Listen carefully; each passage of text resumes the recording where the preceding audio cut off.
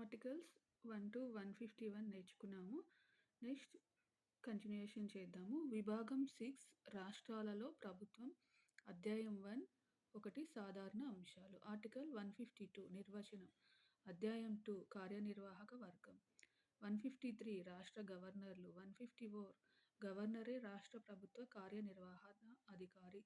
155 governor నియామకం. 156 governor పదవీ కాలం. 157 governor నియామకానికి అర్హతలు. 158 గవర్నర్ పదవీ నిబంధనలు. 159 ప్రమాణ స్వీకారం. 160 అత్యవసర విధులు. 161 నేరస్తులకు క్షమాభిక్షను ప్రసాదించుట. 162 రాష్ట్ర ప్రభుత్వ అధికార పరిధిని విస్తరించుట. నెక్స్ట్ రాష్ట్ర మంత్రిమండలి. 163 మంత్రిమండలి గవర్నర్కు సలహాలను ఇచ్చే బాధ్యత. 164 మంత్రిమండలి ఏర్పాటు, కొన్ని నిబంధనలు. రాష్ట్ర అడ్వకేట్ జనరల్. 165 అడ్వకేట్ జనరల్ నియామకం. 166 రాష్ట్ర ప్రభుత్వ పరిపాలన నిర్వహణ. 167 గవర్నర్కు అన్ని విషయాలను తెలియపరచడం ముఖ్యమంత్రి బాధ్యత. నెక్స్ట్ అధ్యాయం 3 రాష్ట్ర శాసనసభ సాధారణ అంశాలు. ఆర్టికల్ 168 రాష్ట్ర శాసనసభల నిర్మాణం. 169 శాసన మండలి రద్దు లేక ఏర్పాటు చేయుట. నెక్స్ట్ 170 రాష్ట్ర శాసనసభ నిర్మాణం. 171 శాసన మండలి నిర్మాణం. 172 రాష్ట్ర శాసనసభ మరియు శాసన మండలుల కాలపరిమితి. 173 శాసనసభ సభ్యత్వానికి అర్హతలు.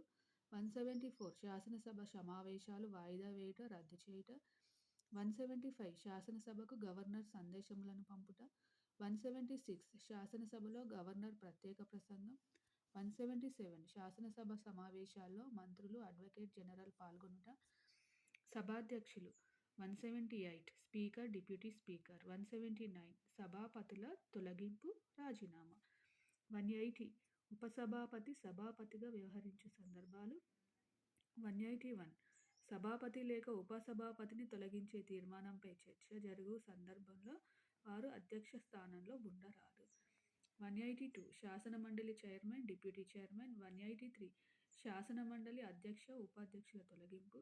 184 శాసన మండలి ఉపాధ్యక్షుడు అధ్యక్షునిగా వ్యవహరించుట. 185 శాసన మండలి అధ్యక్షుడు లేక ఉపాధ్యక్షుల తొలగింపు తీర్మానంపై చర్చ జరుగుతున్నప్పుడు వారు అధ్యక్ష స్థానంలో ఉండరాదు.